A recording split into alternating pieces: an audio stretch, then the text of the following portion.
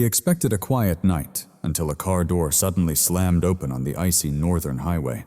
A man and his companion flung their German shepherd into the snow as if it were worthless. The dog's shattered leg twisted painfully beneath him. Yet despite the agony, the dog struggled to stand, fighting to survive.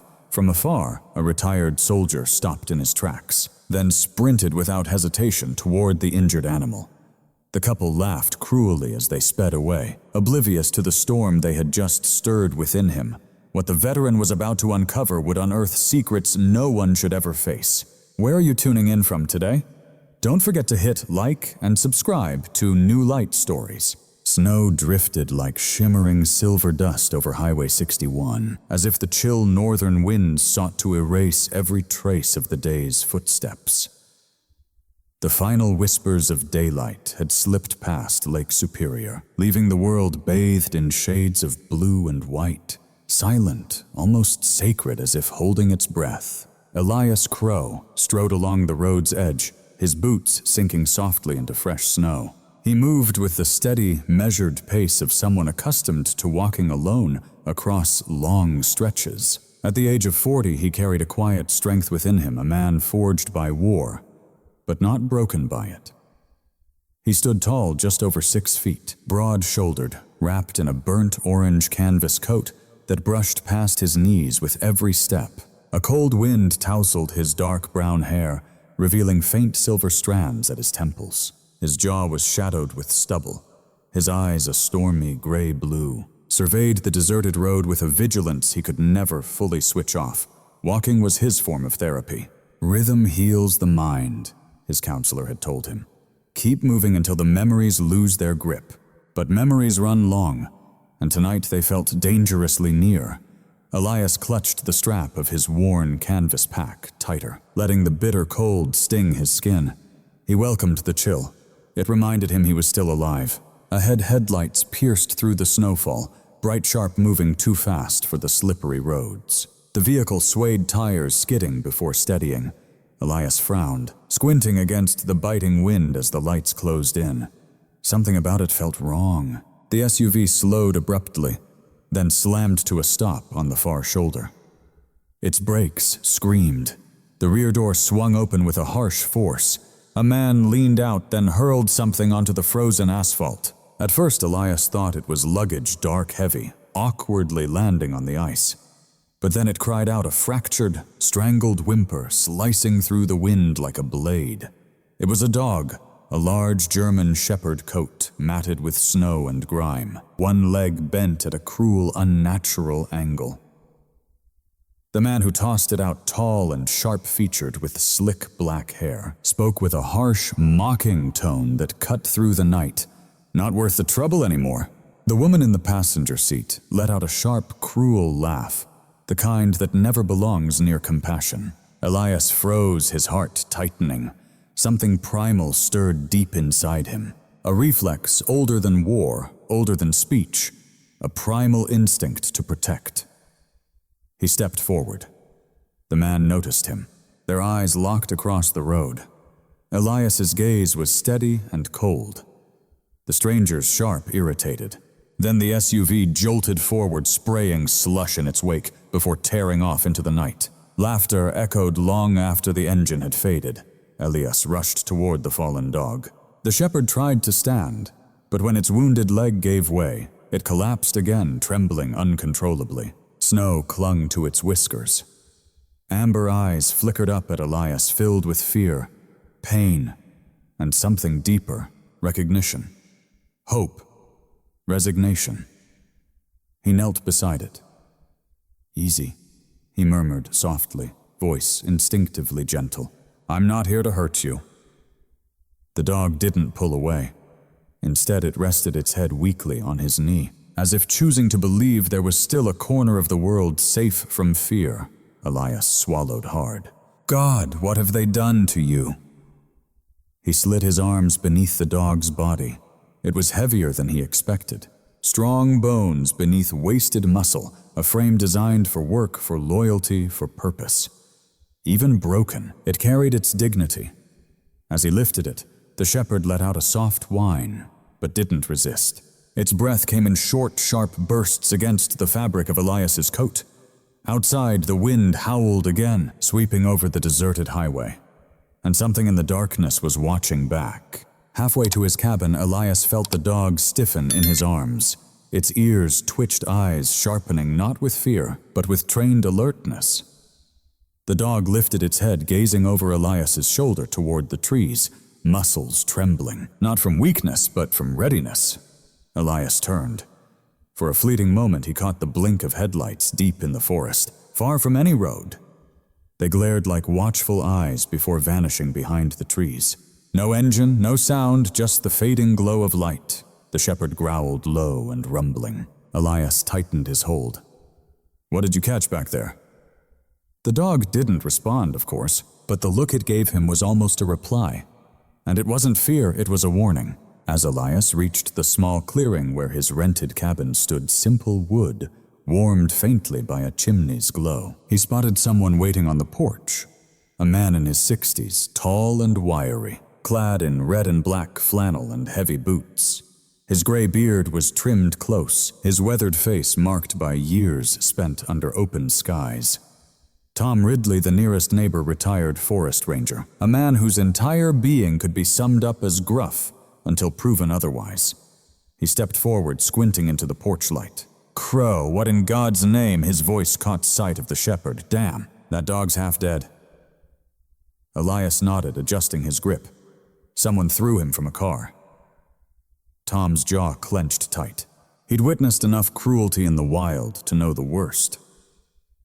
"You certain you're ready for this? Injured dogs bite first, trust later." This one didn't. Elias glanced down at the shepherd. "Don't look at me." Tom studied Elias's face with a quiet, knowing scrutiny, the kind of judgment seasoned rangers gave without mercy, but always with unvarnished truth. Then he let out a grunt. "If Troy Halden's involved, you better watch your back." Elias halted mid-step. "You know him. Everyone knows Troy." Tom spat into the snow. "And no one places their trust in that man." Elias carried on toward the cabin door. Tom trailed behind, holding it wide. Inside, a gentle warmth embraced them, the soft glow of the wood stove mingling with the faint pine scent from chopped logs stacked by the wall. The shepherd exhaled heavily, its weight sagging limp in Elias's arms. He lowered the dog onto the worn wool blanket near the fire, with careful tenderness.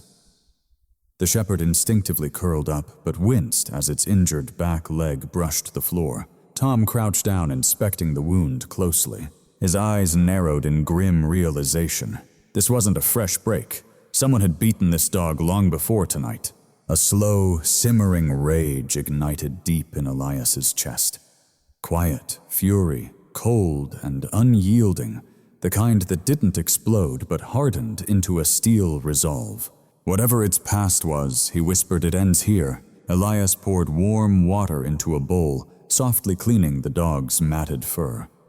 As the snowmelt revealed scars, thin, pale lines crossing the shoulders, ribs and legs, each told a silent story of suffering. The shepherd remained still through the cleaning, its eyes cautious, but unwavering in their trust. Now and then it flicked an ear or shifted closer to the fire's glow. Tom stood up, brushing the snow from his knees.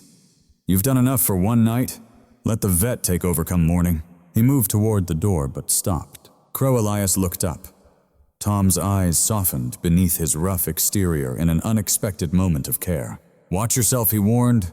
"Sometimes creatures get discarded because someone's scared of what they might see. And if the bastard who left him was Troy, he let the warning hang unsaid, thick like smoke in the cold air." After Tom's footsteps faded, the cabin sank into quiet again. Elias settled beside the dog on the floor. The stove crackled gently. Outside snow whispered against the window panes. The shepherd shifted closer, resting its head lightly on the toe of Elias's worn brown boot. That small, unguarded gesture, an expression of trust, stole Elias's breath away. He released a slow, steady exhale. "I don't know where you come from," he murmured softly. "But while you're here, you're safe." The dog's eyes fluttered closed. For the first time in years, Elias felt a knot inside him begin to unravel. Not healed yet, but starting to mend.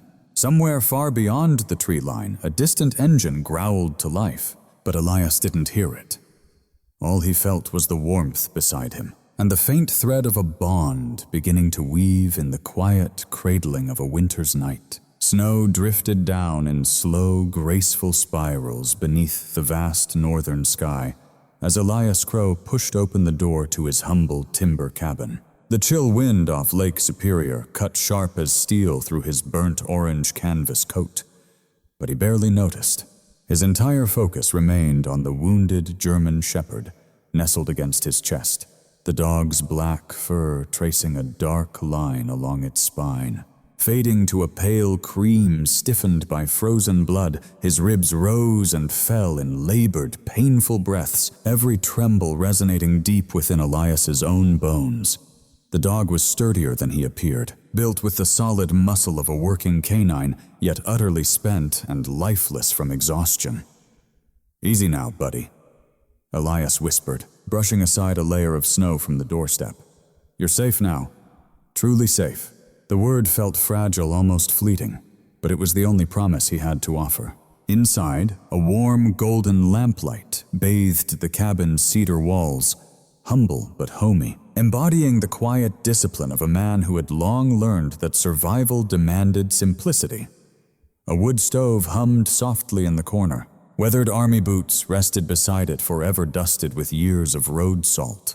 Not much but steady and steadiness could mend wounds. As Elias knelt to lay the dog gently onto a thick wool blanket, the cabin door creaked behind him once more. "You dragged that poor creature through a goddamn blizzard," came a gruff voice. Elias turned to see Tom Ridley standing in the doorway, a rugged figure carved straight from the northern wild. 60 years old, tall, but slightly curved with sinewy arms, and a beard the color of dying embers. Tom carried the unmistakable presence of a man who had roamed forests longer than most had lived on this earth. A former ranger, now the steadfast guardian of this isolated stretch along Superior's shore. His flannel jacket hung half open, snow clinging to his broad shoulders, his deep brown eyes sharp with concern. Without waiting for an invite, Tom stepped inside. "I spotted you from the trail," he said, glancing at the wounded dog. "Not the type to pick fights at midnight." "I didn't choose this fight," Elias answered softly. "It was thrown at my feet," he added. Tom exhaled deeply. So it was Troy. The name cut through the cabin air like a blade of icy wind. Tom ran a hand through his graying beard and huffed. "If you're tangled up with that bastard, watch your back. He's rotten to the core even on his best days." Elias kept silent. Troy's cruel, gleeful laughter still echoed in his mind. How the man tossed the dog from the truck like broken gear, and the woman beside him, her face shadowed beneath a hood, laughing as they sped away. But that was a burden for another time. "Can you help me get some warm water?" Elias asked. Tom nodded. "Already heating some, figured you'd need it." Together they worked in quiet. That kind of silence Elias respected, where words only got in the way of the truth etched plainly on a person's face. When the water finally warmed, Elias carefully washed the dog's matted fur. Beneath the dried blood and ice, the scars emerged like a story written in flesh. Old wounds healed long ago, a web of cuts across the shoulder, circular abrasions near the ribs, a thickened ridge on the back leg hinting at a broken bone that had barely mended. Tom whistled low in understanding. "He's been through hell, and not just street fights. Those scars tell a different story, precise and deliberate." He paused, then said simply, "Military." Elias said nothing in reply, but the thought had already taken deep root in his mind. The dog flinched under the warm water's touch, not out of fear, but a reflex honed long ago, as if his muscles remembered instincts before his mind could catch up. His ears flicked toward every whisper of wind. His eyes swept the doorway, then the window, then every shadowed corner of the room, scanning for threats with calm. Precise arcs, not random, not like the reaction of a mistreated pet. This was methodical, tactical. Elias watched him shift 3 times, each movement aligning his body closer to the exit. First near the stove, then angled toward the front door, and finally settling in a place with a clear view through all 3 cabin windows. Something inside Elias, a soldier's instinct, recognized the code immediately. This dog had been trained to endure, and deep within Elias, something long quiet stirred with the awakening. Suddenly, a soft thud came from outside. Not sharp, not harsh, just off. The dog froze mid-breath, ears pricked like antennas catching signals Elias couldn't hear. Then, despite the pain, he rose, planting himself firmly between Elias and the door. A quiet growl rumbled from deep in his chest, not wild, but deliberate and steady. A warning whispered, "I know this threat, and I will face it first." Elias felt the room's air shift around them. "What is it?" Tom murmured. The dog never broke gaze with the door. In the hush that followed, the cabin held its breath. Then a distant snap echoed across the frozen lake, a branch snapping, or something heavier. The dog's growl faded, softened into a gentle, trembling whine. He crouched down again, resting his head on Elias's knee, as if apologizing for a reflex he no longer fully trusted. But Elias saw it differently. This wasn't fear, it was memory. Something out there had stirred it awake. "Whatever haunted him," Elias whispered, "it still echoes inside his mind." They returned to caring for the dog, though the mood had undeniably changed. Tom lingered longer than he needed, half under the guise of making sure Elias was set, half driven by a silent worry that the danger was still lurking close. As the dog dried off, Elias noticed his breathing calming. His muscles stayed taut, but his eyes softened when Elias gently stroked his face. The shepherd seemed to measure him carefully, like a soldier sizing up a commander before deciding to follow. "You're going to have to report to Troy," Tom said, collecting his charcoal gloves. "Man's been carrying trouble for years. I'm not looking to start a fight." Tom paused at the doorway, snow drifting behind him like smoke. "No," he said. "But sometimes trouble hunts down those who refuse to back down." The door clicked shut. The cabin dimmed. Elias laid fresh blankets by the stove and gently coaxed the dog to settle down. At first the dog resisted, circling twice, all the while keeping his gaze fixed on both the entrance and the hallway, a defensive habit carved deep into his instinct. Slowly, though exhaustion claimed vigilance, the shepherd lowered his head, then surprisingly inched forward a few inches, until his muzzle rested atop Elias's worn army boots. Elias froze.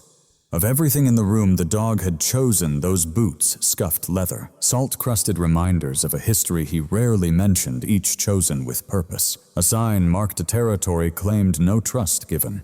His chest tightened with a feeling long buried. "You've been through your own war," he whispered, his voice rough with empathy. Outside, the winter wind howled fiercely. Inside, the dog slept deeply, breathing slow and steady. For the first time since Elias found him bleeding in the snow, Elias stayed by his side until the fire burned low, hit by a truth too strong to ignore. This wasn't just a beaten creature.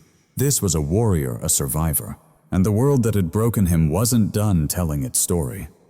Elias gently stroked the dog's ear, murmuring a realization that weighed heavy, searing itself into his heart. This dog wasn't merely a victim of cruelty he fought to live, and someone had trained him to do just that. Morning dawned in soft hues of pearl gray and pale sunlight, a northern winter morning apologizing for its late arrival. Elias Crow stepped out of his cabin, pulling his burnt orange canvas coat tighter around his chest, eyes flicking to the German shepherd walking close at his heel. The dog moved stiffly, still haunted by pain, each step cautious, but his amber eyes, sharp despite exhaustion, stayed alert to every whisper of sound. Last night was the first he'd slept without shaking, resting his head on Elias's boots as if finding safety in his presence. That memory lingered inside Elias, warm and heavy with meaning. The snow crunched softly beneath them as Elias led the dog toward his truck.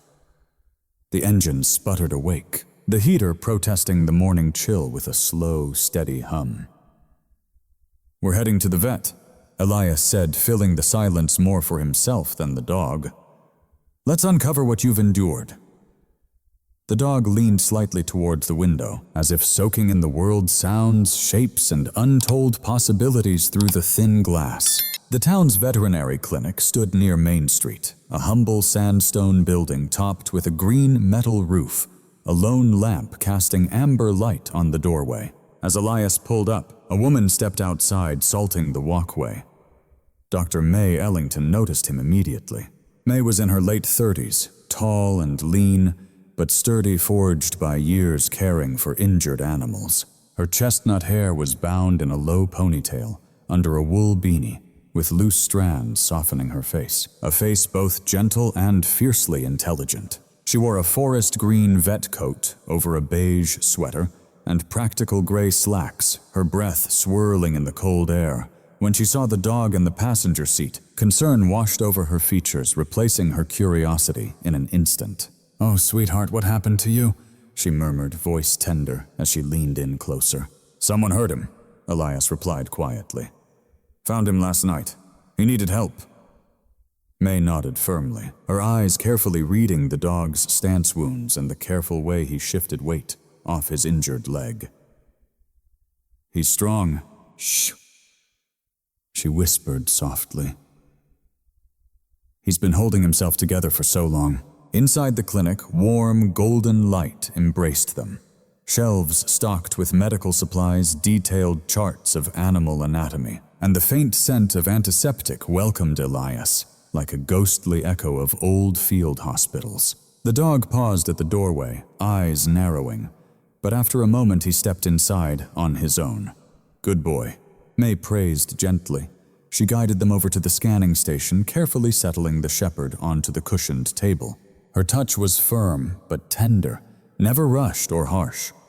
As she lifted the scanner, Elias caught a flicker in her face, a mix of recognition, a hint of suspicion. "You're sure this is him?" May asked in a hushed tone. "I stopped someone from hurting him," Elias answered. "But he was already like this." May exhaled softly, a breath heavy with a lifetime of knowing too well how cruel humans can be. "All right, let's see exactly who you are." She powered on the microchip reader. The soft hum filled the air. The shepherd tensed. His ears twitched back anxiously, eyes fixed on the door. Elias laid a steady hand on his shoulder. "Easy," he murmured, deeply grounding. The dog eased just a little. May slowly slid the scanner across the base of his neck. A faint beep shattered the silence. Moments later, the screen flickered to life. May froze, caught mid-breath. Elias leaned closer. The dog lifted his head. The screen showed River, USMC Tactical Search Unit, active K9 record. Handler Sergeant Luke Halden, deceased. Time seemed to halt. Even the harsh fluorescent lights dimmed around them. May pressed her lips tight as a rush of feelings crossed her eyes, respect, sorrow, and a flicker of hard-won justice. "River," she breathed. "I knew I'd seen those scars before." Elias blinked, caught off guard. "You knew him?" "Not personally," May answered, straightening with quiet pride. "But I spent 4 years with the Marine Corps K9 rehabilitation program. Dogs trained for tactical search bear unmistakable marks, conditioning, scars, dense bones from impact work. Peculiar sleep habits, heightened reactions. River showed every sign." May's fingers traced lightly along River's side, deliberate and reverent. River was once part of a rescue team in Alaska. They faced an avalanche, saving 14 men trapped beneath ice and rubble. His handler, Sergeant Luke Halden, did not come out alive. River's head dipped low, ears folding back, as if that name hit a deep wound inside him. Then, without warning, River lifted his muzzle, releasing a soft, trembling sound, part whine, part breath, deep and empty, like he was reaching out to someone he'd lost. This wasn't random. This wasn't mere instinct. It was pure grief. May stopped moving, and Elias felt the tiny hairs on his arms stand on end. River suddenly pressed his head against Elias's chest, his whole body leaning in with fragile urgency. May whispered, her voice strained. "Dogs don't mourn like we do, but they remember. Sometimes they remember far too much." River's amber eyes held Elias's gaze, asking something unspoken, something timeless, as if he needed permission not to dwell on the past, but to finally let it go. In that moment, something inside Elias shattered too, a part he didn't realize had survived the war. May took a step back, steadying herself. "There's more you need to understand," she said. After Luke passed, River was shuffled between temporary caretakers. He struggled to form a bond and was eventually retired from service. He should have been placed with a qualified family, but she sighed deeply. Paperwork vanishes, animals vanish, especially those of high value. "High value?"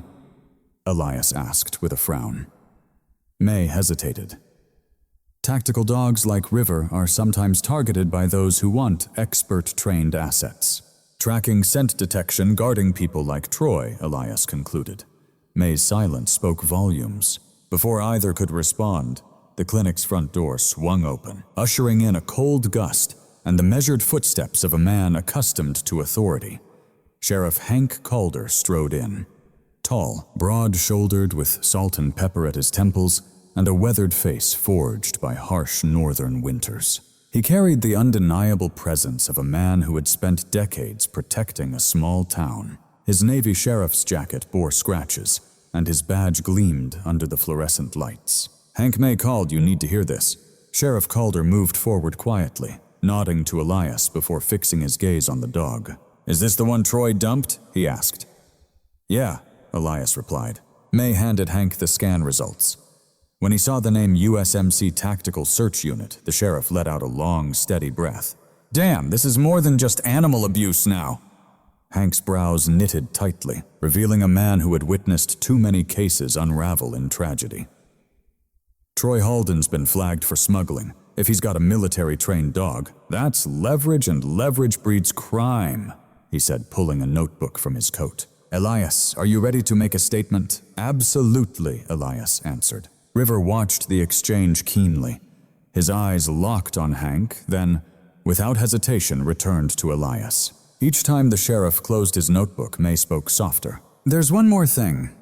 She knelt by the dog, her voice a mix of kindness and careful resolve. "River," she whispered. The dog froze. Time seemed to still. Then, slow and trembling, he stepped toward her, not out of loyalty, not recognition, but memory. May's hand found his cheek. "That's your name. It always has been." River turned away from her, resting his head gently on Elias's palm, as if making a choice. Elias swallowed hard. May stood with a soft smile. "He's choosing you," she said, and in that quiet, fragile moment between the hum of the scanner and the soft tap of snow against the clinic windows, Elias felt something within shift. A wounded soldier was finally given back his name, and with it a chance to start anew. The northern forest stretched vast and solemn beneath the pale afternoon sun, shadows long and blue over the snow. Tall pines swayed gracefully, their branches murmuring timeless secrets older than the very roots of Superior Ridge. For the very first time since bringing him home, Elias watched River trot ahead his steps, carrying a rare lightness. The German shepherd's coat, a mix of deep black and pale cream, caught flickers of sunlight, making him appear almost whole once again. Almost. Elias pulled his burnt orange canvas coat tighter around him as he followed the dog's steady path. The air was crisp, scented with pine resin and the faint chill of distant ice. It had been several days since the vet visit days, since River had reclaimed his name, and with each dawn, another layer of the soldier beneath those scars revealed itself. River moved with focused resolve, tuning into the wind, the underbrush, the subtle rustle of the trees. His ears swiveled like independent radars, pausing at intervals not in panic but as though reacquainting himself with a world he once commanded with absolute certainty. "You've come back to life the moment you heard your name," Elias whispered. River flicked an ear, but kept his pace steady. By late afternoon, they neared the tree line behind the cabin, a quiet threshold where forest bled into frozen meadow. Elias often walked here to find peace. Today, River took the lead. The dog lifted his nose to the wind, shifting from relaxed alertness to something sharper, more precise. His muscles coiled, head lowered, as if syncing with an unseen map. "River?" Elias called softly. River didn't look back, but quickened until he broke into a determined run.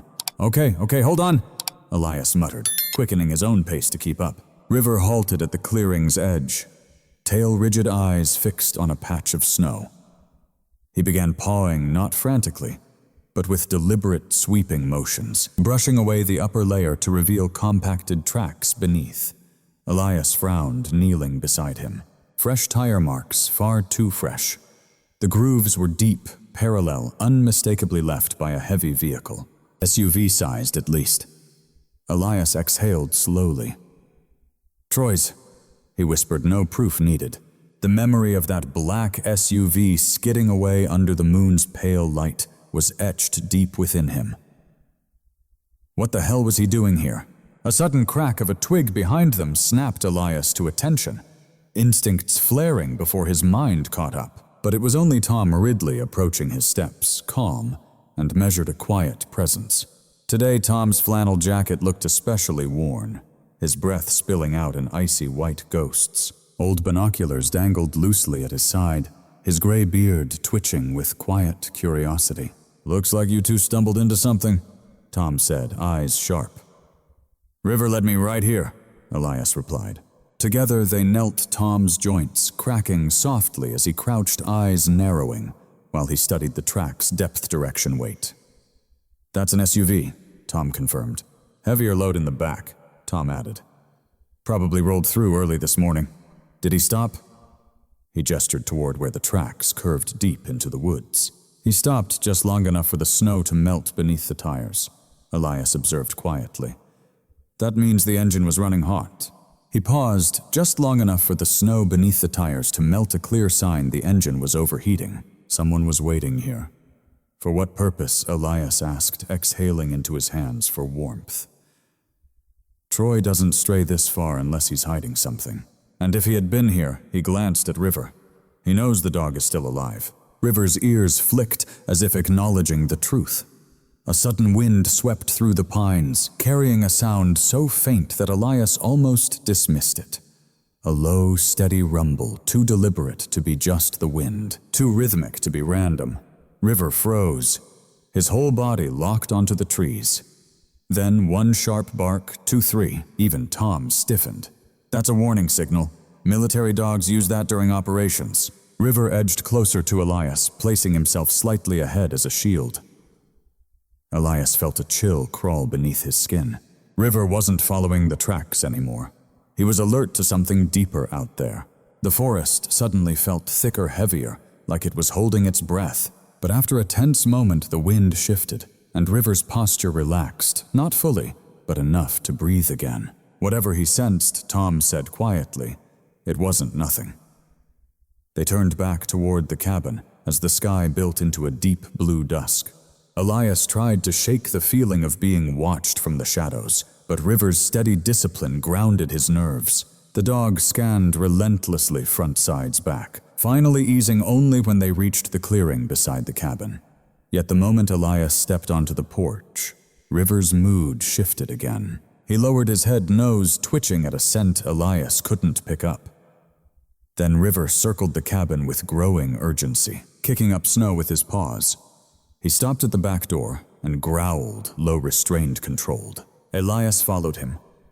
There, faint on the weathered wood, was a scrape, a thin line near the lock, like something had been pried beneath it. A cold fury surged through Elias. Someone had tried to break in. Tom traced the mark with his fingers. Fresh maybe from last night? Before or after Troy found out River survived? Elias muttered. River sniffed the ground, then returned to the porch, positioning himself directly in front of the main door. He planted his paws, wide tail, stiff posture firm, and forward, ready to protect. Tom exhaled. I've seen wolves take that stance just like trained dogs. It means one thing. You're under my watch now. Elias swallowed hard, a mix of gratitude and dread tightening his chest. Whoever tried breaking in, will they come back? Elias asked. Tom's weathered face darkened under the weight of years in the wild. Troy doesn't leave loose ends. And River, he's no loose end. He's the leverage. River flicked his ears back and forth as if listening for threats still lurking unseen. Elias stepped close, resting a hand gently on River's head. "We're in this together," he whispered. River leaned subtly into the touch, a quiet promise between them. In the stillness that followed, the cabin seemed to settle into a new reality, one where danger no longer lurked beyond the tree line, but waited closer still. This was a saga where a bond forged through pain and unwavering trust would be challenged beyond anything either man or dog could have anticipated. Some instincts are meant to shield life, others cling to memories that refuse to fade. Yet the instincts of a soldier, whether flesh and bone or fur and paws, never deceive. And River had just spoken volumes without uttering a word.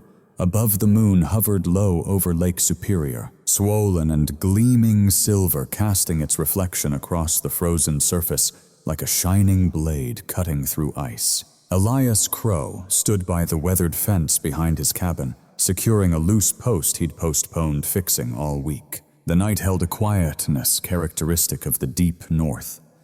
No buzzing insects, no babbling streams, just the soft whisper of wind weaving through barren branches. Close at hand, River rested his silhouette half lost in shadows, ears swiveling alertly to every sound. The German shepherd had grown stronger with steadier steps and a renewed shine to his coat, but his vigilance never faltered.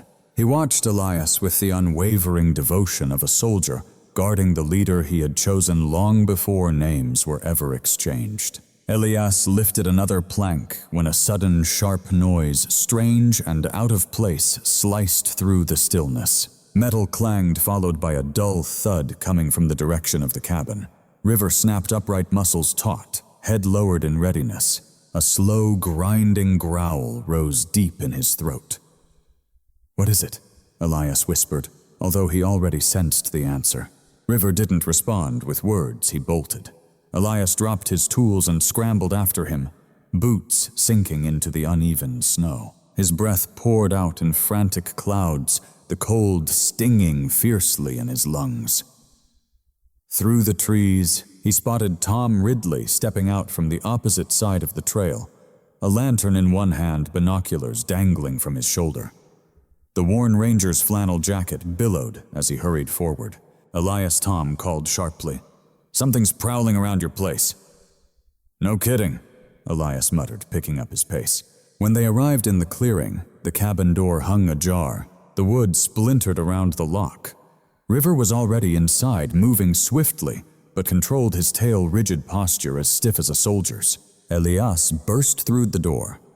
The cabin was ransacked, drawers yanked open, blankets tossed aside. The stove door left swinging loose cherished keepsakes scattered across the floor. Someone had tore through the space with frantic, deliberate intent. "Troy," Elias said, voice trembling with fury. Tom's eyes narrowed as he scanned the wreckage. He was looking for something, but came up empty. River sniffed aggressively around an overturned table, then froze by the back window. A muddy boot print smeared across the sill confirmed their worst fears. "He's on River's trail," Tom said softly. "Why?" Elias demanded. Tom hesitated. Years spent as a ranger had etched a cautious wisdom into his gaze, a warning before revealing painful truths. "Because River's dangerous to him," Tom explained.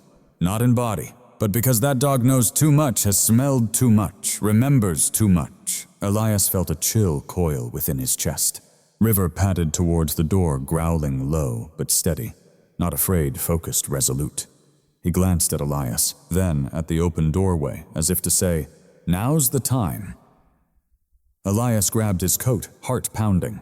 River padded back toward the doorway, a low growl rumbling from deep within.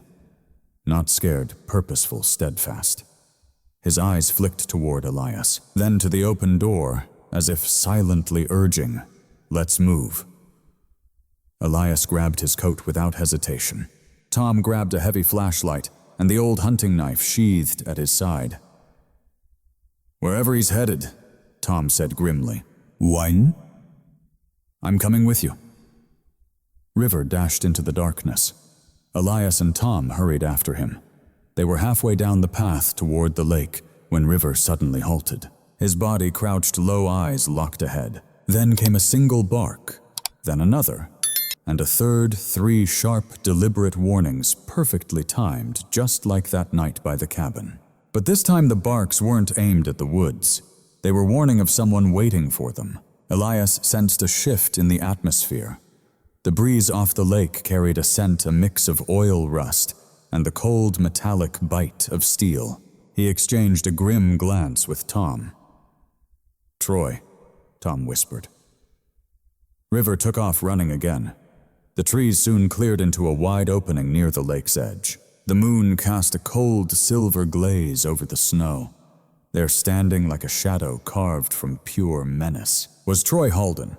He was tall but thin, wearing a black leather jacket that hung off him like a second skin too large.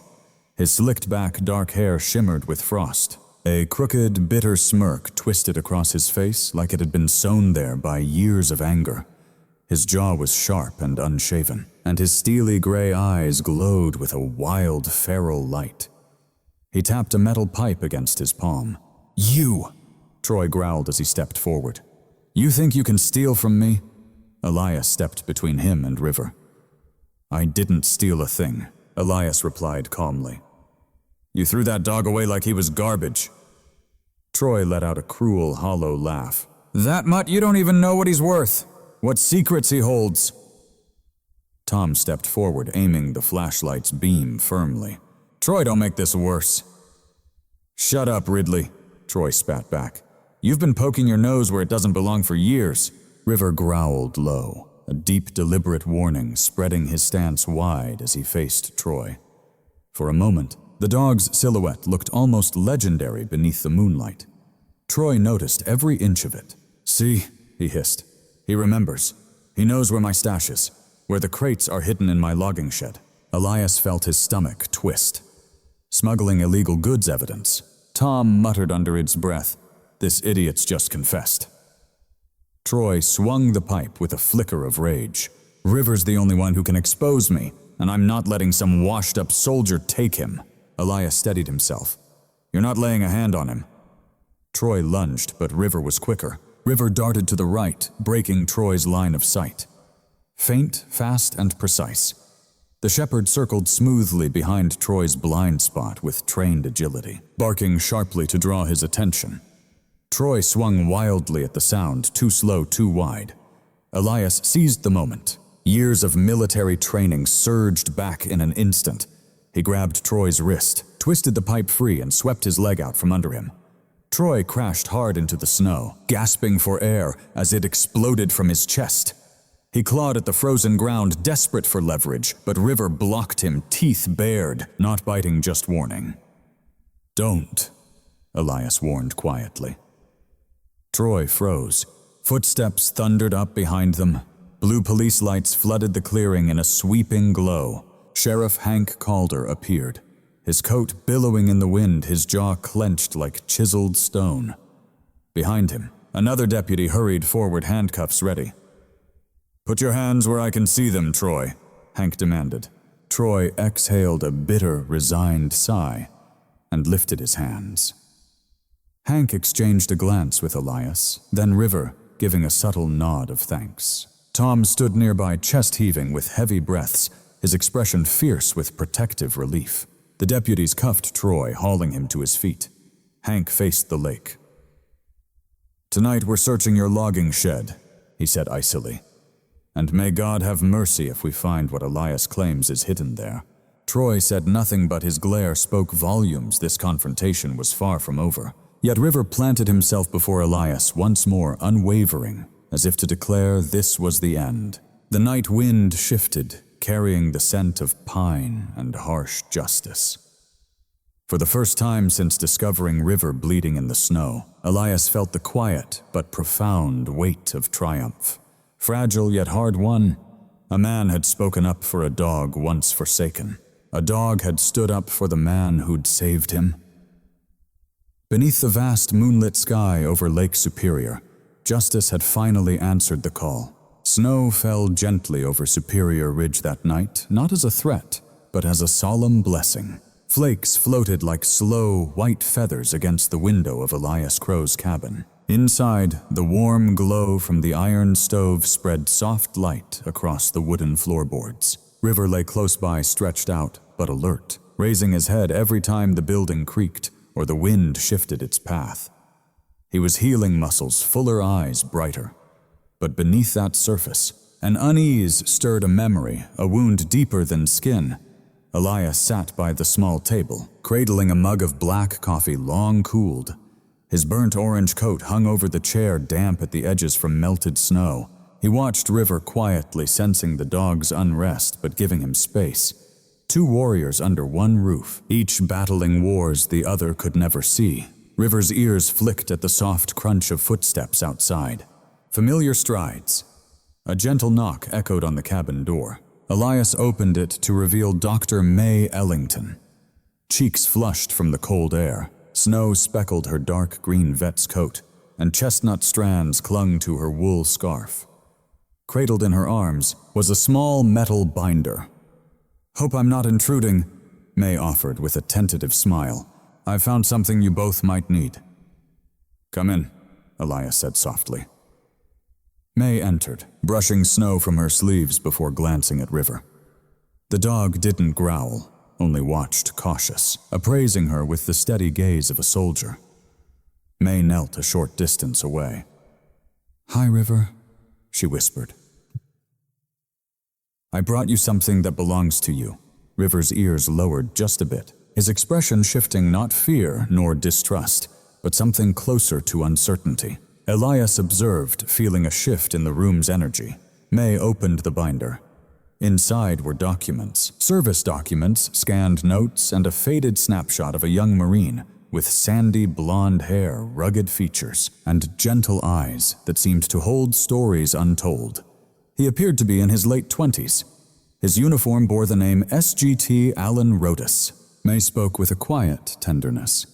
I uncovered his handler records in an old archive. Rodas was River's closest partner. They had been inseparable for 3 years. Elias drew his chair nearer, studying the photograph intently. "He looks genuinely kind." "He truly was," May whispered. The reports from his commanding officer depicted him as patient, composed, and deeply devoted to River. Together they were hailed as one of the finest duos in the tactical search unit. River inched forward, cautious and slow. He pressed his nose gently against the binder, then glanced at Rodessa's photo. His eyes softened, brimming with a complex emotion beyond words. Recognition, yearning, sorrow intertwined with memories. May swallowed hard. When the avalanche struck in Alaska, Rodes was trapped beneath a collapsed snowbank, shielding 2 wounded Marines. River refused to abandon him.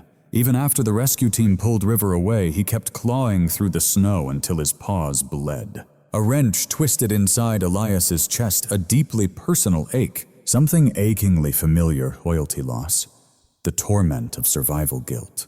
The scars River bore ran deeper than just skin.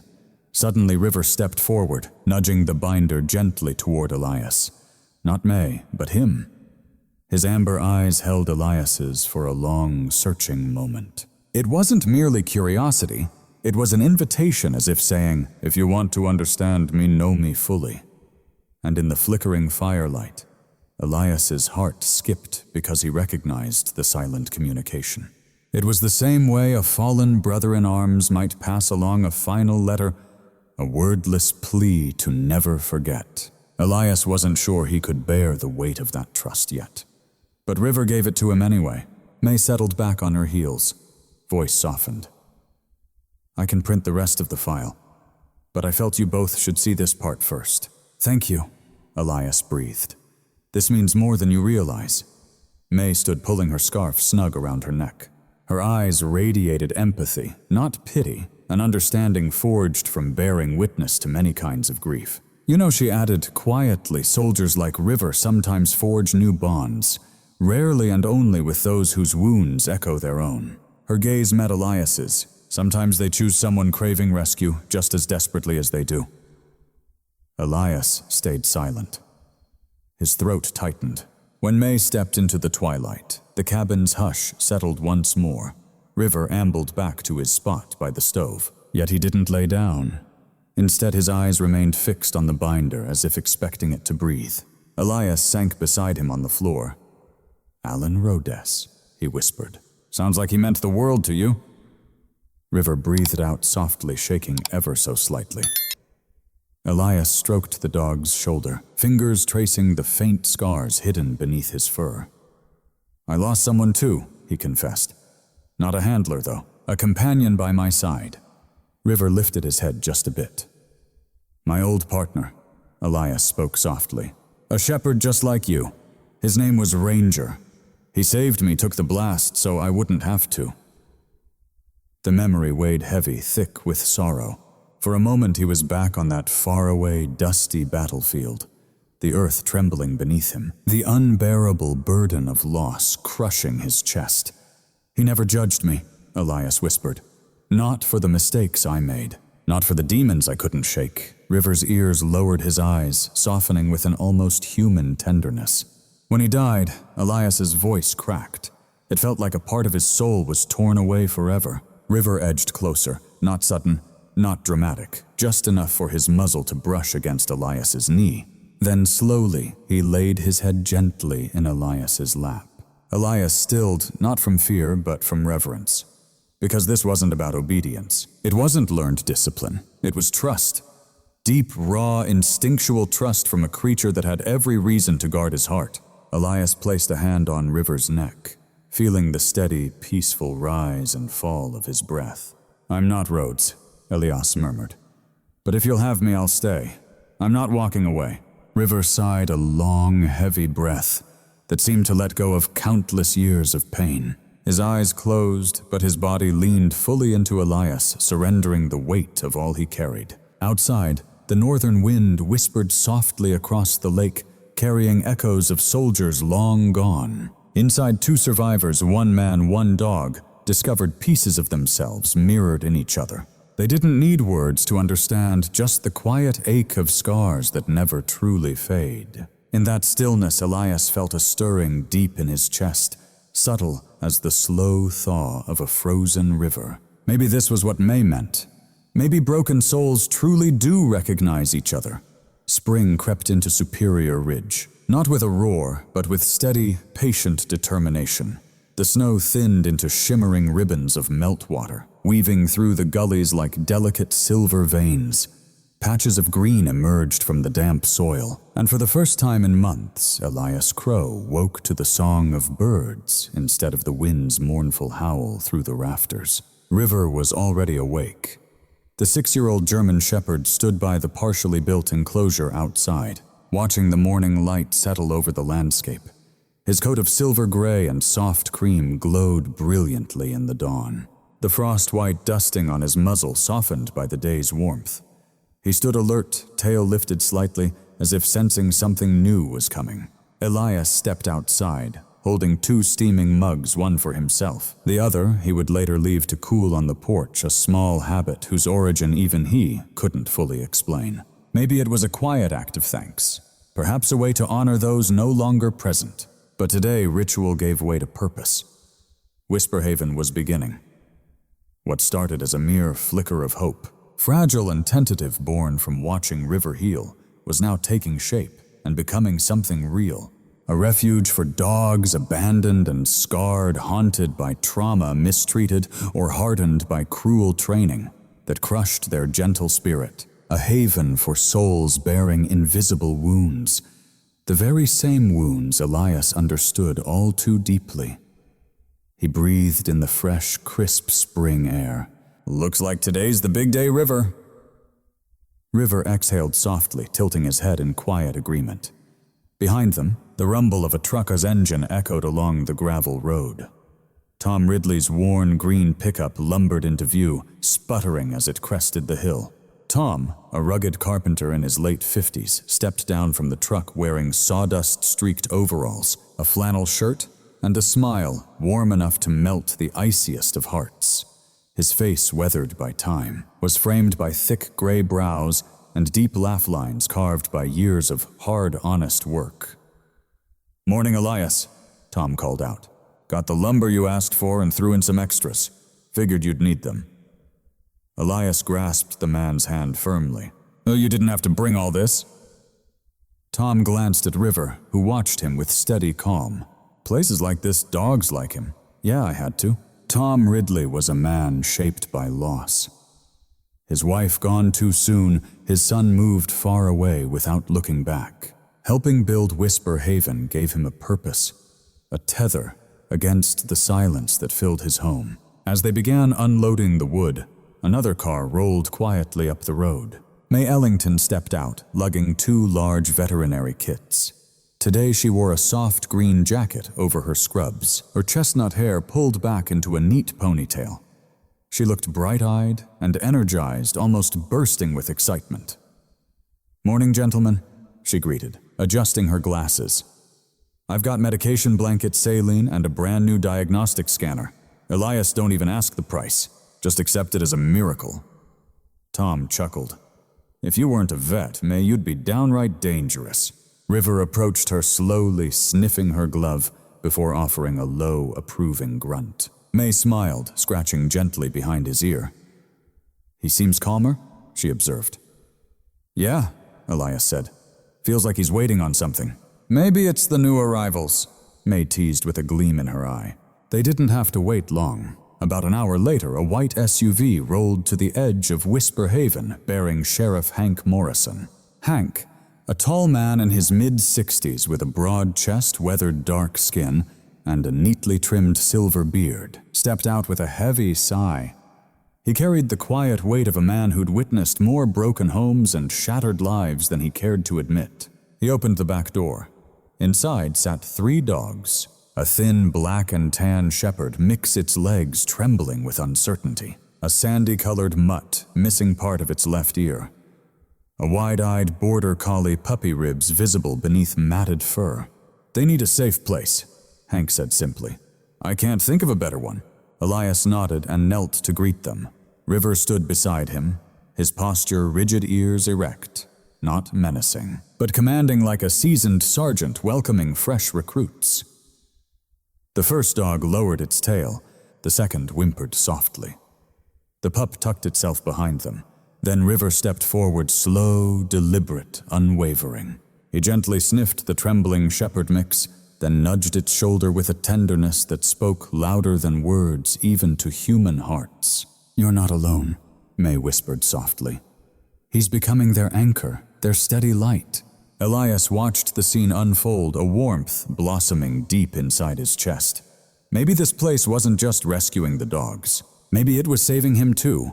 As Elias tightened the fence posts, a sudden breeze swept through Whisper Haven, strong enough to shake the tools and stir the towering pines. River froze his eyes, locked onto a distant ridge beyond the tree line. For a fleeting moment, just a heartbeat, Elias thought he caught a sound carried by the wind, a soft, faraway bark. It wasn't River's bark, nor any of the dogs nearby. This was a sound known only to his memory. "Ranger." His chest constricted with longing.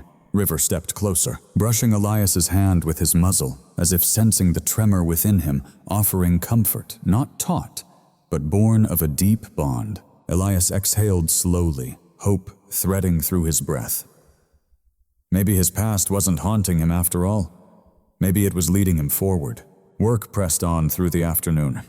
Tom hammered beams with determined grumbles about perfect angles and sturdy foundations.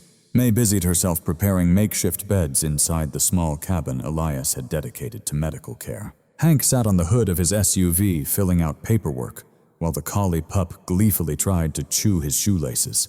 Elias took a moment by the fence line. River sat faithfully beside him. "Do you see what's happening here?" Elias murmured. "They're already healing. Maybe it's because someone finally taught them how." River leaned against his leg, warm and steady. Tom called out, "Hey, Elias, we need you over here unless you want this whole thing to crumble on day one." Elias laughed quietly and rose. "Coming?"